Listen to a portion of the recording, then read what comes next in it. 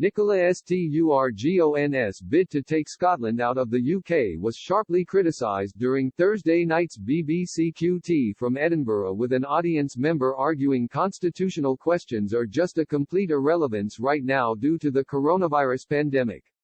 Due to COVID-19 restrictions, no audience members were present in the room and the panel was socially distanced. Instead, questions were asked by Edinburgh residents using video link. The panelists were discussing a poll released earlier this week which found record levels of support for Scottish independence. An STV, Ipsos Mori survey recorded 58% of Scots as wanting to leave Britain, versus 42% who opposed. However, Susan, an audience member from Edinburgh, urged politicians to focus on the coronavirus epidemic. She said, "I'd like to know who's requesting all of these opinion polls at the moment. The UK is currently facing an economic and health crisis of epic proportions, and surely constitutional questions are just a complete irrelevance at the moment. Can't we just focus on what really matters right now as one United Kingdom?" In 2014, Scotland voted to remain part of the United Kingdom by 55% of the vote to 45%. Ahead of that poll, Ms. Sturgeon said it would be a once-in-a-lifetime opportunity.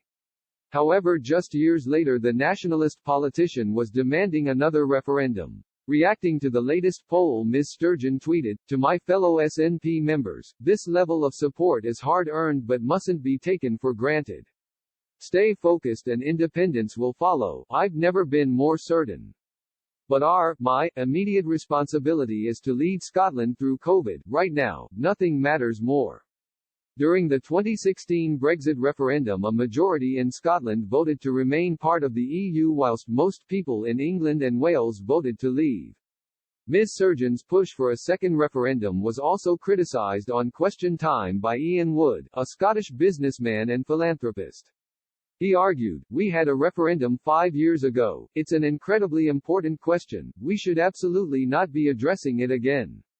What's gone completely wrong in the last 2 or 3 years is we've got a Scottish government who generally are adversarial and negative about a whole range of things that might happen with the UK and Scotland working together. We don't have a devolved government who are just looking after Scotland at all."